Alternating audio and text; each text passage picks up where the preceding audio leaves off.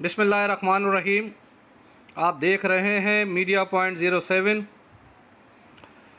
वकला की जानिब से नौशर फ़िरोज़ में 2 माहिर कानून के ख़िलाफ़ इंतज़ामिया की जानिब से मुकदमा दर्ज किए जाने के ख़िलाफ़ आज अदालती कार्रवाई का बायकाट किया है, जिसकी वजह से मातहत अदालतों में मुकम्मल तौर पर अदालती कार्रवाई का बाकायदा रहा और वकला की जानिब से शदीद एहतजाजी मुज़ाहरा किया जा रहा है।